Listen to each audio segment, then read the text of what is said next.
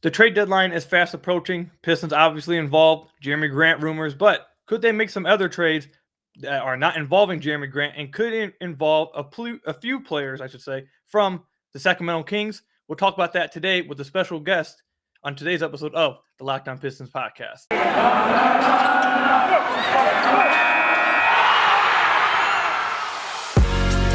You are Locked On Pistons, your daily Detroit Pistons podcast. Part of the Locked On Podcast Network, your team every day.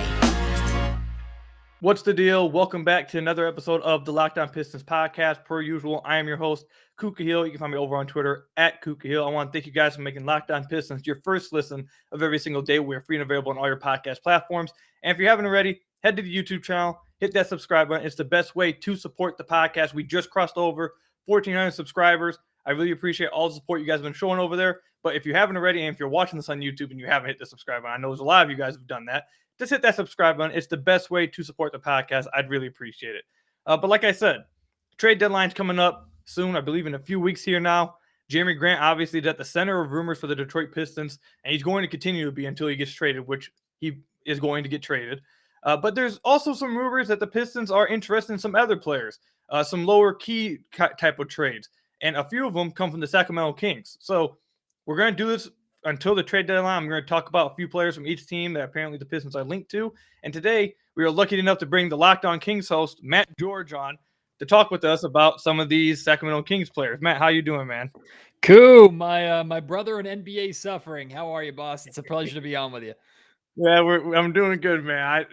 A few weeks ago, the Pistons had their 50, 40-point blowout loss that had me come on here just completely depressed. And I know that you had the same thing suffer to you recently. So we're both kind of in the same boat there, even though we'll get into that a little bit later in the podcast about who has suffered a little bit the worst. But let's get started with some of these players, man. So the Kings, it looks like I'm a little bit confused. So before we get into even the players with the Pistons, just give an overall thought. I know, a lot of people outside Sacramento may not know, like, what exactly are the Kings doing. There's a lot of rumors about De'Aaron Fox being moved, Tyrese Halliburton being moved, Holmes, Bagley.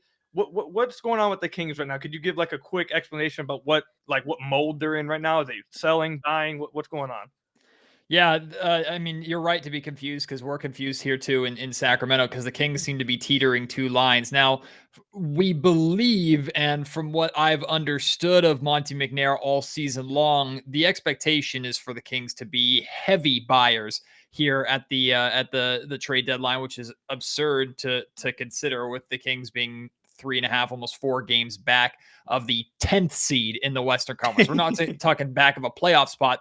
The Kings are 4 games back. They're struggling to get the 10th seed in the West, and they're considered to be major buyers at the trade deadline. But Monte McNair has talked about playoffs being the goal all season long. He spoke in a recent radio interview in Sacramento and said that's still the goal, and they're going to try and make the moves necessary here at the trade deadline to accomplish that goal, which means probably a major swing for the fences move. I don't think a collection of minor moves gets the job done. But at the same time, too, the deadline is February 10th, Koo, and the Kings still play, including the game they're playing right now in Atlanta. They play 8 times before that, and they could easily find themselves 5, 6, 7 games back of the 10th seed, and that's too deep of a hole to crawl out of, even if you find a way to bring Ben Simmons or Domantas Sabonis or whatever sexy name to Sacramento. So the Kings, it seems like they're buyers, but I think the smart move at this point in time would be to shift gears to a little bit of a sell mode, pay attention to this upcoming draft, and try and retool and reset for hopefully better luck next season. Yeah, I've heard a lot of rumors with you guys and Ben Simmons, so maybe that would definitely be a big swing there. I don't know how that would happen.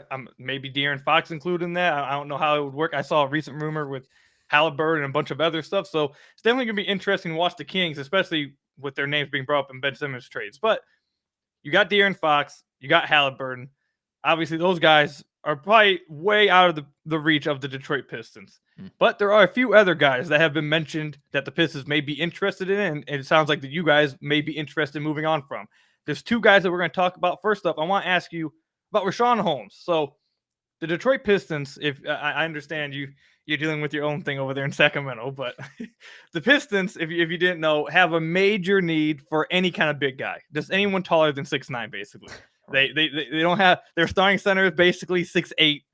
He's not much of an offensive player at all. He's actively hurting the offense. We've talked about this on the podcast multiple times over the last few weeks. And one of the things that the Pistons are really in the need of is either a lob threat, pick and roll guy, any kind of guy that can bring some kind of offense and gravity to the Pistons offensively in the half court. And they've been rumored in the market for multiple of these guys. They've had Miles Turner brought up. Now it's Richaun Holmes. Richaun Holmes, what's some of his strengths, some of his weaknesses? Do you think he could fill that kind of role for the Pistons in the pick and roll, a lob threat? Could he help in those kind of situations? Yeah, I absolutely love Richaun Holmes. Richaun is a fantastic player, an even better person. He has been significantly undervalued throughout his entire career. Finally got a halfway decent payday from the Kings this offseason, and somehow still he is a bargain contract. That being said, the biggest issue with Richaun Holmes over these 3 seasons, it's been undermined a little bit, or I should say covered up a little bit by the fact that Marvin Bagley, who I'm sure we're going to talk about, has his fair share of injury issues.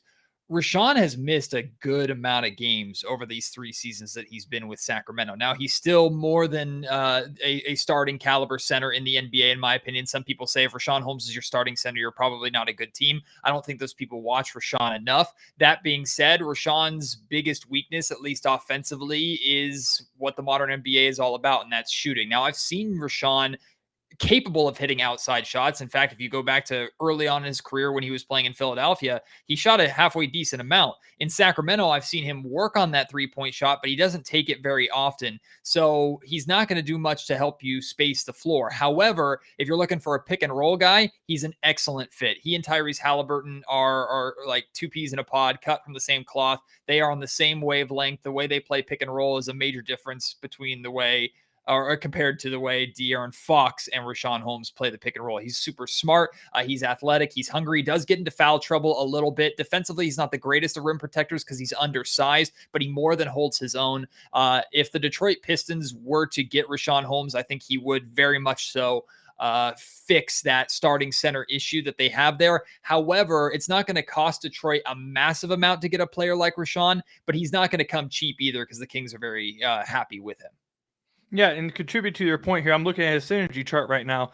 He has 94 possessions as a pick and roll man. He ranks in the 81st percentile, scoring 1.33 points per possession. They have that ranked in a very good rating. And also, I know he has this floater that everyone always talks about. His runner, according to synergy, he's in the 95th percentile there. A lot of Pistons fans will remember Andre Drummond like trying to do that little push shot all the time, except his didn't go in like that. Richaun never misses it. Like if Richaun misses the shot, we're very confused. No, he has that shot on lock, that automatic push shot anywhere around the paint. It's going in almost every time. He was close to, if not the league leader in field goal percentage last season, up there with Rudy Gobert. He's an extremely efficient scorer. So you gave us all the strengths. You gave us some of his weaknesses. Sounds like it would be a good fit for the Pistons. However, like you said, he's not going to just come free. The Kings are not just going to hand Richaun Holmes over to the Detroit Pistons. So what kind of offer do you think from the Kings' perspective could possibly make a deal happen here? So I honestly haven't looked at and I haven't gone in the trade machine between these two teams too much, so I don't know how the money works. I will tell you, and we can continue this with the conversation, the 2 names that the Kings are most interested in from the Pistons, and I mean realistic names, like the Kings, of course, would have interest in Cade Cunningham. I think we all know that's not happening. And the Kings have their fair share of guards already. The Kings severely lack wing depth. So no surprise that their name is connected to Jeremy Grant, who you said is going to be traded, although there are some question marks and some concerns with Jeremy Grant. Plus, he's seeking a big payday. I don't know if the Kings want to offer him that.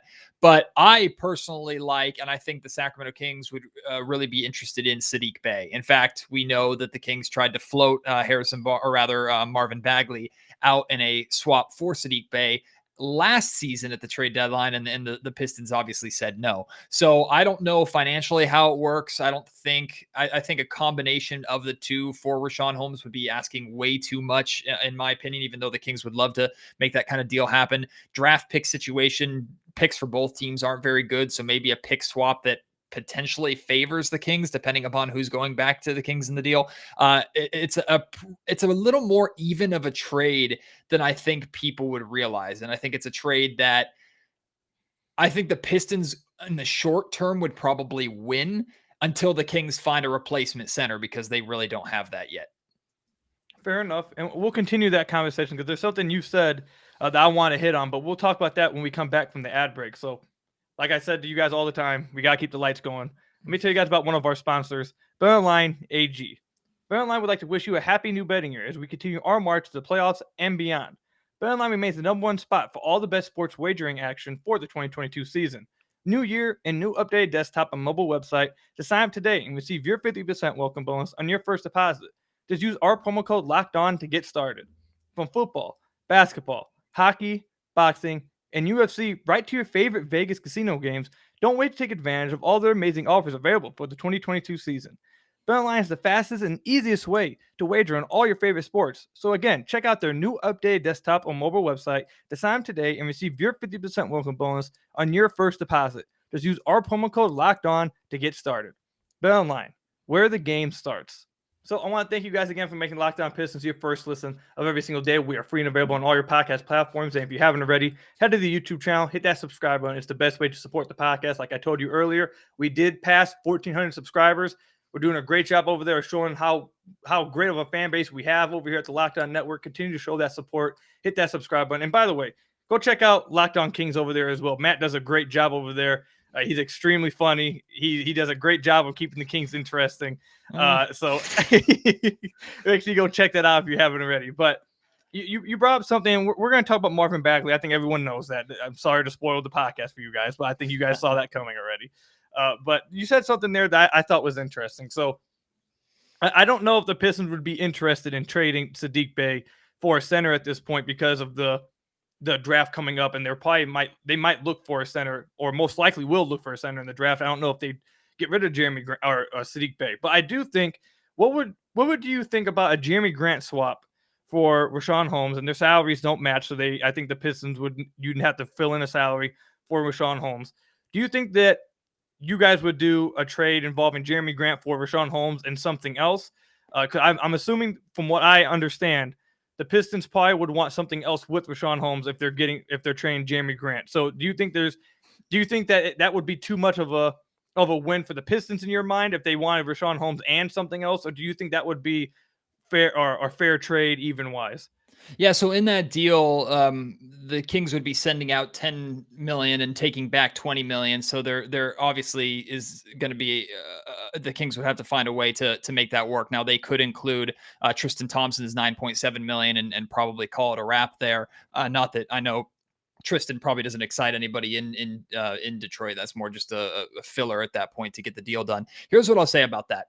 I think the Kings would be getting the better player with the higher risk in Jeremy Grant, and the Pistons would be getting the more reliable player with the very solid contract. So I think the Kings would initially push back on a trade like this because they would far rather move on from Bagley or Hield or maybe even Harrison Barnes, truth be told, before they move on from Richaun Holmes. So my hesitation is not that the Kings wouldn't be getting the better player, like I just said. I think my hesitation is with the fact that the Kings like Richaun Holmes so much. They have contractual control over him for a very good value. They know he fits well with Tyrese Halliburton, who's arguably overtaken Fox as the #1 guy here in Sacramento. So those known commodities, I think, are a little more valuable to Monte McNair in Sacramento than the potential of Jeremy Grant. Fair enough. So before we move on to the next guy and Marvin Bagley, let me just get your prediction right here on the Locked On Pistons podcast. I don't know if you've done this over there on Locked On Kings. If you had to take a guess right now, if Holmes will be on the roster for you guys past the trade deadline, would you say yes or no? I would say yes. I would put him amongst all the players on the block for the Kings, which I kind of mentioned some of them: Barnes, Bagley, Hield, Holmes. I would put him as the most likely to return just because the Kings, one, don't really have a replacement for him yet, and two, the contract reasons and just his fit reasons, like I listed. Fair enough. Now we move on to, I think, probably the more interesting player from the Pistons side, because they feel like, at least the Pistons fans feel like that this guy is more gettable. I think we both would agree that this guy is definitely easier to get for the Pistons than a guy like obviously Holmes or any of the other players you listen, Barnes, Hield, etc. Even though you might, I know you may not be as high on Hield as a lot of people outside Sacramento seem to think he is. But But Marvin Bagley, obviously, he's well known because he was drafted before Luka. That's not. I don't like how players get that attached to them because it's not really their fault that they got drafted in that position. As long as they become a nice player, that's all I care about. I don't like that these guys get that kind of stigma attached to them. However, Marvin Bagley's had an up and down career in and of itself. We've talked before in our little meetings with the Locked On Network that you think that Marvin Bagley has improved a little bit this season in certain areas. He's definitely having a better season from the outside looking in from our perspective this year. I know there's been a lot of drama with him outside of basketball on the court. I know I believe it was this past summer where I think it was his agency put a statement out that he wanted to be traded or something along those lines. Yeah, right. The rotation. Right before the season started, when the Kings and former head coach Luke Walton decided he was not going to be part of the rotation, his agent put out a statement basically dragging McNair and the Kings for not trading Bagley if they'd known that this was going to be their decision. And it was a bad look for Marvin's camp. And Marvin has had issues with his family and his camp getting a little too wordy on Twitter. Although I will say, that has died down significantly. I also don't think it's a coincidence that has died down since Luke Walton's departure. So things to keep in mind. But in reality, if I was a Pistons fan who has interest in Marvin, that would be the least of my concerns. Fair enough. So just to give his numbers a little bit this year before we talk about what his strengths, weaknesses are, how the Pistons could possibly get him. He's averaging 9 points a game this year, 7.2 rebounds. He's played in 28 games. 15 of those games have been started, and that will be – make sure you guys keep that in mind because we'll bring up why that's important later on. He's shooting 46% from the field, 24% from deep, and 74% from the free throw line, which just looking at this right now, his little basketball reference page, he shot 60 or 57% from the free throw line last year. My God. Anyways, a lot of us are interested in Marvin Bagley because he obviously has a lot of potential. He was the second overall pick, correct? So obviously there's potential there. Troy Weaver has shown the willingness to go after guys who have potential, were thought to be really great players or have that kind of ceiling and just haven't figured it out yet. And there's also rumors that Troy Weaver was already pretty high in Bagley before he became the GM of the Detroit Pistons. So there's a little bit of some rumors going on there. So first off, there's one thing, actually, before we talk about his weaknesses and strengths, let's talk about his contract situation. So if you guys remember what I just said, he's played in 28 games and started 15 of those games. Now, currently, I believe his qualifying offer is sitting around $14 million after this season. However, Matt, inform Pistons fans on something that they should know about that could become more accepting by the Pistons if a certain thing happens. Yeah, so I'm trying to get the exact numbers here for you. So essentially, because Marvin has played so few games because of the injury issues that he has had for a number 2 overall pick, because obviously the amount of money that they make in their rookie contract is set based off of where they're drafted. It's not negotiated. So the same thing with their qualifying offer. It's set based off of where they're drafted, but there are caveats put in there in the case that a player becomes like a Greg Oden and is just so hurt that they can't possibly live up to the amount of money that they were being paid as a high draft pick because they're just not that guy. So there are little fail safes in place. And in the case of Marvin Bagley, this season, he has to play over 2,000 minutes or start 41 games. Now, I think he's at 15 starts now on the season because he started tonight against Atlanta. He's towing around, he's probably just past 600 minutes played.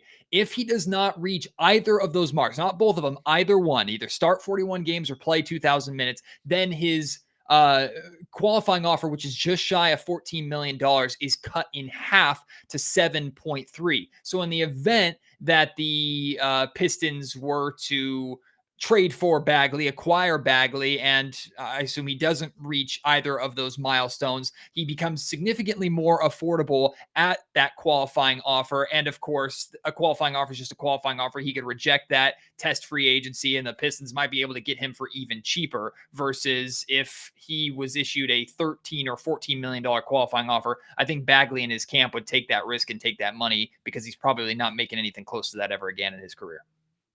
Yeah, that right there, you guys need to make sure you guys remember that. That is extremely important information. We've kind of hit on that every now and then when the Bagley rumors have brought up, but you guys heard it best from right there, Locked On Kings host Matt.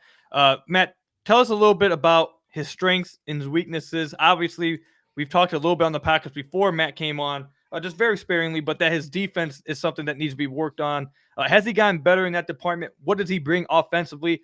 Will he help the Pistons in that pick and roll or offensive threat around the basket? Will he have any kind of gravity on the offensive side of the ball in the half court? Just what are some of those answers? Here's the deal with Marvin Bagley. He has no way, shape, or form lived up to a number 2 overall pick. He has been a colossal disappointment for the expectations that the Kings had for him. He was 100 million bazillion percent the wrong pick at number 2 in 2018, and that cannot be debated.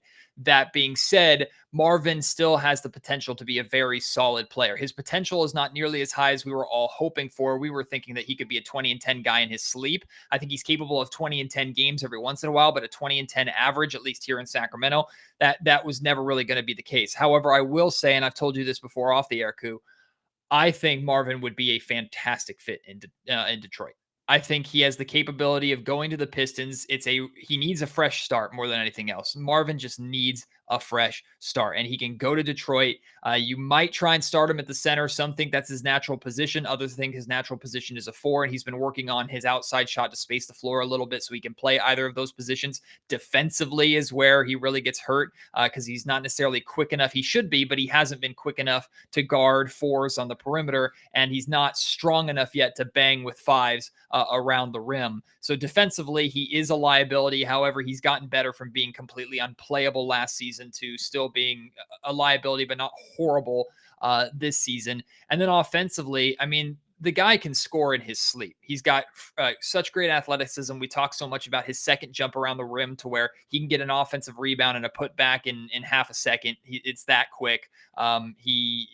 When he wants to crash the glass, he can eat up rebounds without really trying. He had back-to-back games of like 12 or 13 rebounds for the Kings recently. Unfortunately, after his best game of the season where he scored like 26 and pulled down 13 rebounds the very next game, he missed because he was hurt. And that is the epitome of Marvin Bagley's career. When he starts to make those strides, when he starts to show what he can be, why the Kings are so excited about him, he gets hurt. So if the Pistons were to acquire Marvin, I think he could be a great fit. I think he's a low risk, potentially high reward piece. The general expectation here in Sacramento, which is kind of a wounded expectation, is Bagley's going to leave Sacramento and turn into something halfway decent because that's just how it always seems to work. I think that can happen in Detroit. However, don't be shocked when he misses a 5-game stretch here, a 3-game stretch there, and when the Pistons really need him, he's not available because of some foot or knee or back. Or the biggest thing with Marvin is you see a guy that's been perpetually injured and you think, man, he's got reoccurring injuries that just destroy him.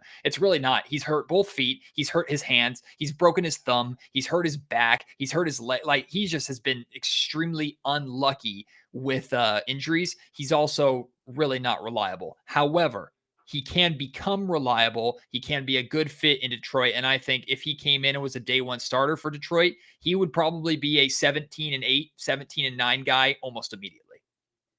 Fair enough. Look, those are pretty lofty numbers, especially for the Pistons, who, like we mentioned, really struggle at that position right now, the big man position, any kind of offense. So that all sounds really enticing and kind of shows why so many Pistons fans are interested in him, why Troy Weaver apparently is extremely interested in him.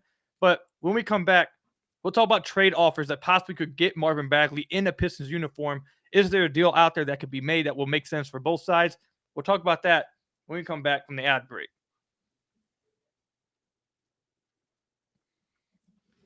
I want to thank you guys for making Locked On Pistons your first listen of every single day. We are free and available on all your podcast platforms. If you haven't already, head to the YouTube channel, hit that subscribe button. I'd really appreciate it. It's the best way to support the podcast. We're at 1,400 subscribers. I appreciate all of that support. And again, if you guys somehow already forgot who we have with us, we have Matt George, host of the Locked On Kings podcast. Again, make sure you guys go hit subscribe over there. Go follow him on Twitter. Great follow. Funny dude.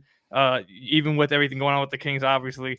He, like I said earlier, he finds a way to make it all fun and interesting. So make sure you guys definitely go check that out. So Marvin Bagley, he just told us all the strengths, some of the weaknesses, some of the things to be worried about, the contract situation, and all of that being considered. Matt, before we even say any packages, what do you think his value was hovering around? Because while, like you said, he has this potential to be like you said, show up in Detroit and possibly be like a 16, 17, and 8 guy, something like that. However, he hasn't been that yet. You've mentioned that he has those injury problems or these random injuries that keep him out from playing long stretches of games.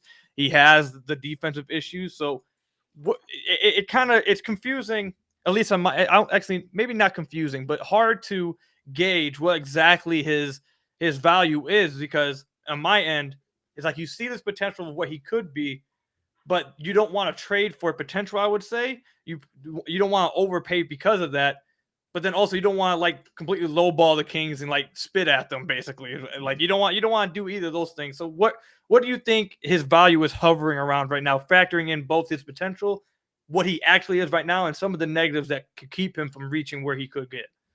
Yeah, going back to the last trade deadline, the Kings wanted value around basically a first round pick for Marvin, and they were not getting that. I think that's probably the best case scenario for Marvin is a first round pick type talent. I think if the Kings were able to get a player like Saddiq Bey, now this doesn't help my cause too much as a negotiator, but I will say like getting a player like Saddiq Bey for Marvin Bagley might be peak value. For what the Kings could get. I think they would be thrilled for that, and they'd try that trade again. And if the Pistons were to say yes, I think the Kings would happily skip and drive Marvin to the airport and wish him bon voyage and pick up Saddiq as soon as he landed. Marvin's value is extremely confusing. It goes up marginally, it goes down marginally with each passing game, with him getting hurt, with him showing the potential that he has. And like I said, he's a low risk, high reward type player, but you don't necessarily want to pay a lot for that low risk, high reward, especially when you're going to have to negotiate paying the man coming up this upcoming offseason. It's not like you're acquiring a guy that has multiple years left on his deal. So that also drives his value down a little bit. I didn't want to backtrack something that I said earlier. I said that Marvin can be a 17-8, 17-9 guy right away in Detroit. He can be that on a bad team. I want to make that perfectly clear. If the Pistons are a good team, Marvin's probably not putting up those numbers yet, maybe one day. And I will say too, if he's scoring 17 points, he's also probably giving up 25. That's just the reality of who Marvin Bagley is. So those numbers are sexy offensively, but defensively, you would see all the woes and the struggles, especially from time to time. But in terms of Marvin's value, the Kings are wishing upon a star that they can get something of value for Marvin. And like I said, Saddiq Bey might be at the absolute top of that range.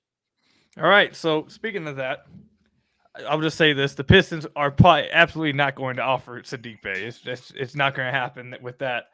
However, what kind of trade could you see possibly happening? I've seen this is from our side of the view. Now, obviously, as I told you guys all the time that listen to this podcast, the way we value things from our teams is obviously not going to be the same from guys outside. So you need to talk to people outside of your own community so you can get like a fair view on things. So some of the trades I've seen floated around involve an expiring contract and a second round pick or two. Does that sound like kind of value that you probably are going to get for Bagley, or do you see something better than that coming back? I think that's right up the alley with what most teams are going to offer for Marvin. And last year, the Kings said no to stuff like that. This year, they might not say no, or they might really be forced to accept it just to get some kind of value, because I know they don't have too much interest in trying to negotiate to bring him back. That being said, he still can be something in Sacramento. So I actually don't know, honestly, how to answer that question. I think that's probably on average with what kind of offers the Kings are going to get from Marvin. I don't know if Sacramento pulls the trigger yet. I don't know if they're that impatient or that done with Marvin. Fair enough. So the main trade I've seen is a guy who's been out of the rotation for the Pistons, who probably doesn't serve much value to the Kings outside of the fact that he's an expiring contract, and that's Josh Jackson. And I've seen Josh Jackson with the second round pick, or Trey Lyles and a second round pick.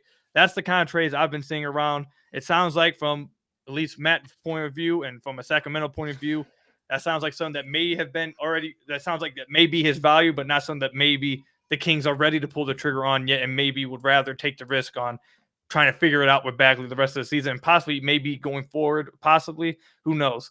But I go ahead. It sounds like you had something to say. Yeah, I think the Kings might say yes to an expiring contract in 2 seconds. I think they would strongly consider that. I don't know if I would say yes personally, because I think Marvin can be better than whatever you're going to get in those 2 second rounders. But also you have to take into account the circumstance, and as good as Marvin can be, more than likely he'll never reach that potential here in Sacramento. He could reach it in Detroit or anywhere else, but in Sacramento, it doesn't look like that's going to happen. So I think the Kings would strongly consider whatever the expiring contract is, Josh Jackson, whoever it is, and in a couple seconds. I think they'd give it a lot of thought. Do you think the relationship between Bagley, like you said, his family or agent, whatever, with the Kings, do you think that has deteriorated to a point where they're just like, we just want to get this guy off the team. We just want to get this guy out of here now. We don't have any interest in bringing him back. It's kind of been a headache. Last year of his contract, we want to get him out of here. Do you think they're at that point yet, or do you think it's not quite that bad yet?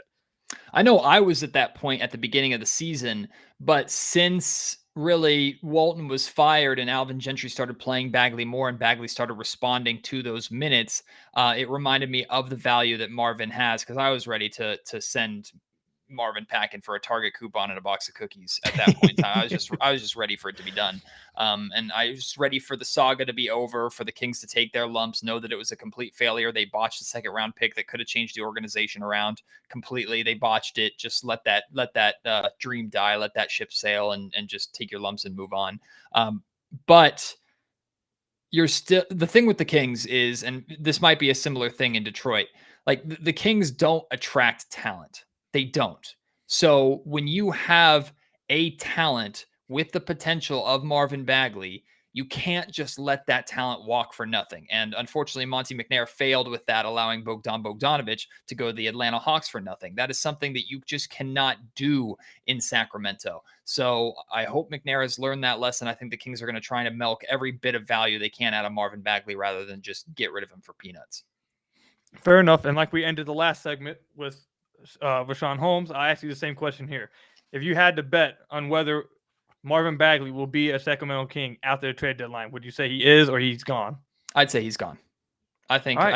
I think the Kings find a way to move him. Fair enough. And I think a lot of us in Detroit want to see Marvin Bagley in the Pistons uniform.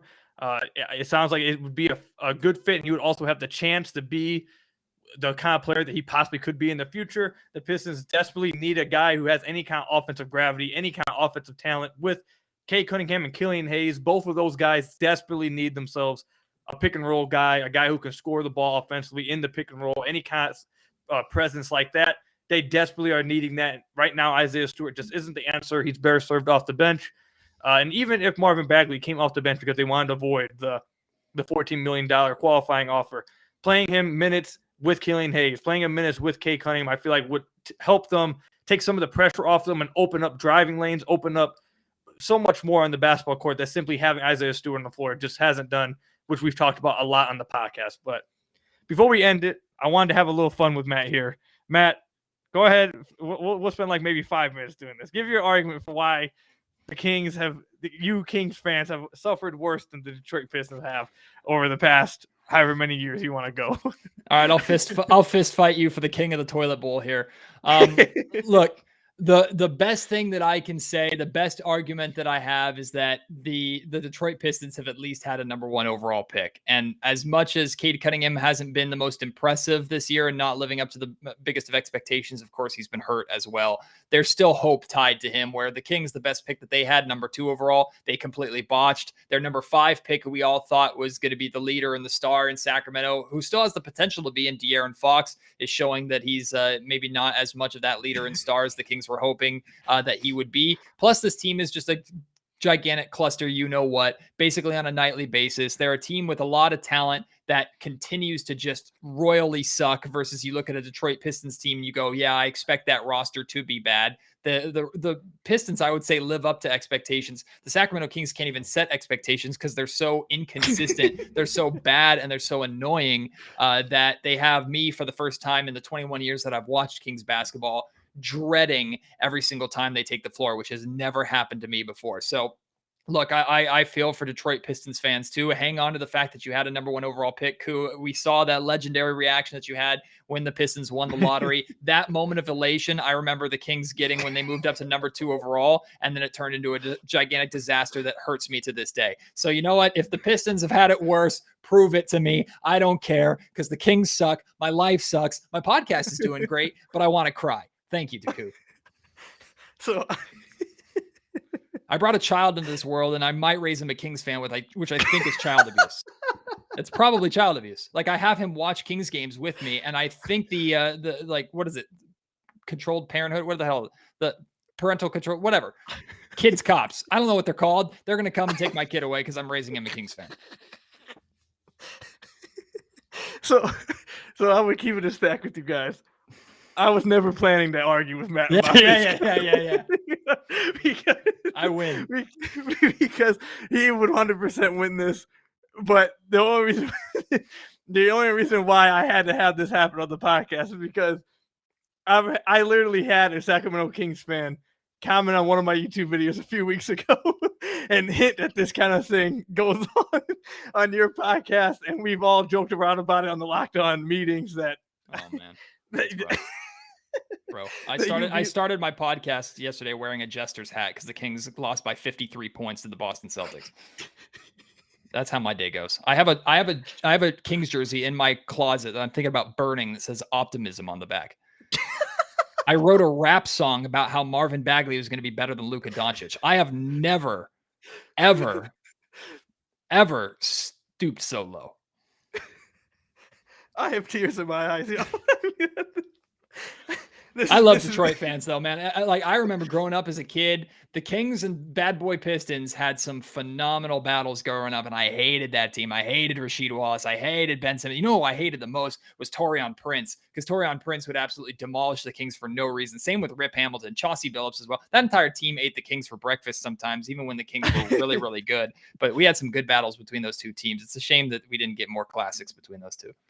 Yeah, it's a shame that neither of us have been able to recover since those days left. Nope.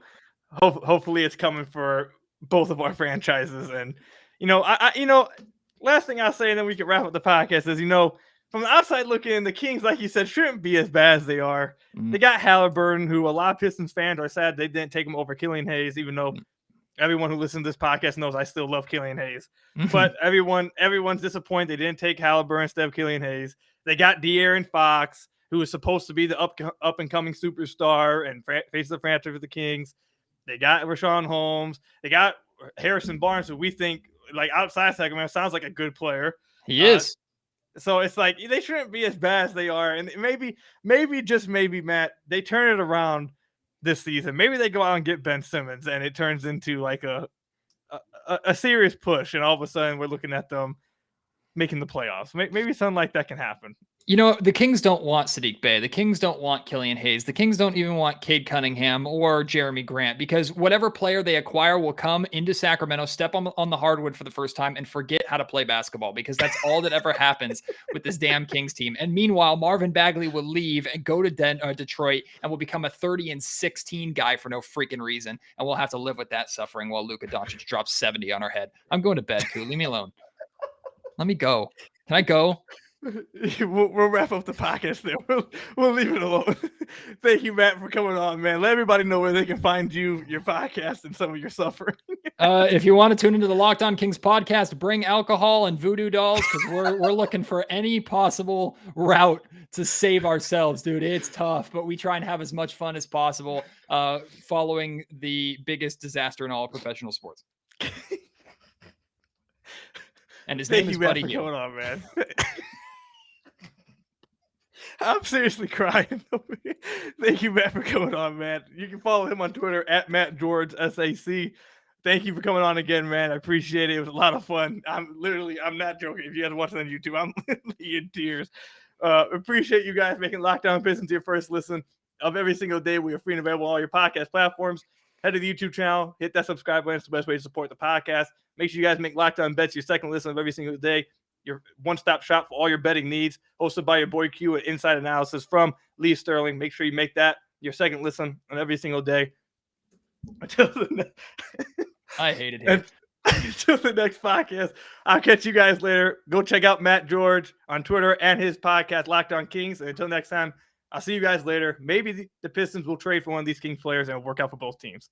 I'll see you guys later.